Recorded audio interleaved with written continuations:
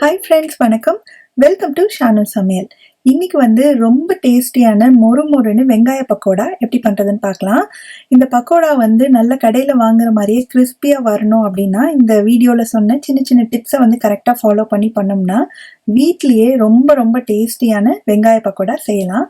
வாங்க எப்படி பண்ணுறதுன்னு பார்க்கலாம். இதுக்கு மெயின் இன்க்ரீடியண்ட்டே சின்ன வெங்காயம் தான். பெரிய வெங்காயத்தை விட சின்ன வெங்காயம் சேர்த்திங்கன்னா ரொம்ப சூப்பராக இருக்கும்.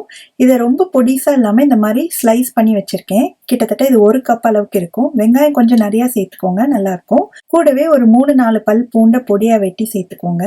அது கூட 2 பச்சை மிளகாய் பொடியாக நறுக்குனது, கொஞ்சமாக கருவேப்பிலை சேர்த்துக்கலாம். ஃபஸ்ட்டு இது எல்லாத்தையும் நல்லா இப்படி அழுத்தி பிசைஞ்சு விட்டுக்கோங்க. இந்த மாதிரி வெங்காயம் அந்த ஸ்லைசஸ்லாம் கொஞ்சம் பிரிஞ்சு வர அளவுக்கு நல்லா இந்த மாதிரி பிசைஞ்சுக்கணும். அடுத்ததாக ஒரு 1/2 கப் அளவுக்கு அரிசி மாவு. இது கடையில் வாங்கின அரிசி மாவு தான். இது கூட 1 கப் அளவுக்கு கடலை மாவு,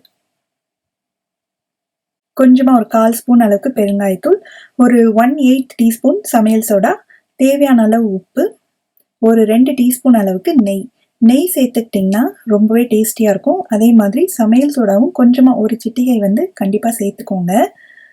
ஃபஸ்ட்டு இதை தண்ணி சேர்க்காம நல்லா கலந்துக்கணும். நெய் எல்லாமே ஒன்றா கலக்கிற மாதிரி கலந்து விட்டதுக்கு அப்புறமா தண்ணியை ரொம்ப பொறுமையாக கொஞ்சம் கொஞ்சமாக தான் தெளிக்கணும். தண்ணியோட அளவு கரெக்டாக இருக்கணும். அப்போ தான் பக்கோடா நல்லா கிறிஸ்பியாக கிடைக்கும். அதனால தேவைப்படுற அளவுக்கு தெளித்து மட்டும் அந்த மாவெல்லாம் ஒன்றா சேர்ந்து வந்தால் போதும். நம்மளுக்கு ரொம்ப சப்பாத்தி மாவு அளவுக்கு நம்ம கெட்டியாக வைக்கிடக்கூடாது. இந்த மாதிரி உதுத்து விடுற பக்குவத்தில் இருக்கணும். பார்த்தீங்கனாலே தெரியும். நம்மளுக்கு இப்படி உருட்டி பிடிச்சோம்னா நல்லா ஒன்றா சேரும். அப்படியே உதுத்து விட்டோம்னா உதிர்ந்துடணும். அந்த அளவுக்கு தான் நம்ம மாவுக்கு தண்ணி சேர்த்து கலக்கணும். இப்போ அப்படியே சூடான எண்ணெயில் அப்படியே உதுத்து விட்டுறலாம். இது கரெக்டான ஷேப்பில் அப்படி விழுகணுன்ற அவசியம்லாம் கிடையாது. அப்படியே கையில் கொஞ்சம் மாவை எடுத்துட்டு அப்படியே கொஞ்சம் கொஞ்சமாக சின்ன சின்னதாக அப்படியே பிச்சு விட்டுருங்க. அதுவே உதிர்ந்த மாதிரி வந்துடும். போட்ட உடனே மிக்ஸ் பண்ணாமல் ஒரு கொஞ்ச நேரம் விட்டுட்டு அதுக்கப்புறம் இந்த மாதிரி மெதுவாக திருப்பி விடுங்க. ஸ்டவ்வை மிதமான தீயிலேயே வச்சு நல்லா பெரட்டி விட்டு நல்ல ஒரு கோல்டன் கலர் வரணும். அந்த அளவுக்கு நம்ம ஃப்ரை பண்ணி எடுக்கணும். இப்போ பார்த்தீங்கன்னா நல்ல சலசலப்பு சத்தமும் அடங்கிச்சு. வெங்காயமும் நல்லா ரோஸ்ட் ஆகி சூப்பராக பக்கோடா ரெடி ஆயிடுச்சு. இப்போ எண்ணெய் எல்லாத்தையும் வடிச்சிட்டு இதை தனியாக ஒரு பாத்திரத்தில் எடுத்துக்கலாம். இதே மாதிரியே மீதி உள்ள மாவுலையும் இந்த மாதிரி பக்கோடாவாக இப்படி உதுத்து விட்டு நம்ம ஃப்ரை பண்ணி எடுக்கணும்.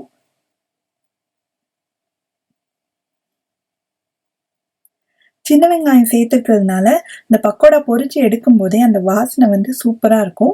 உங்ககிட்ட சின்ன வெங்காயம் இல்லாட்டி நீங்கள் பெரிய வெங்காயமும் சேர்த்து பண்ணலாம். பட் சின்ன வெங்காயத்துக்குன்னே உள்ள தனி டேஸ்ட்டோட இந்த பக்கோடா ரொம்ப ரொம்ப நல்லாயிருக்கும். எல்லா பக்கோடாவையுமே இந்த மாதிரி போட்டு எடுத்தாச்சு. இது நல்லா ஆறுனதுக்கு அப்புறமா நீங்கள் ஒரு ஏர்டைட் கண்டெய்னரில் போட்டு ஸ்டோர் பண்ணி வச்சுக்கலாம். ரொம்ப ரொம்ப சூப்பராக இருக்கும். சைட் டிஷ்ஷாக கூட வச்சு சாப்பிட்றதுக்கு ரொம்பவே நல்லாயிருக்கும். பாருங்கள் எவ்வளோ கிறிஸ்பியாக வந்திருக்குன்னு. நீங்களும் இதே மெத்தடில் இந்த ரெசிபி ட்ரை பண்ணி பார்த்துட்டு எப்படி வந்தது அப்படின்ற கமெண்ட்ஸை மறக்காமல் ஷேர் பண்ணுங்கள். தேங்க்ஸ் ஃபார் வாட்சிங்.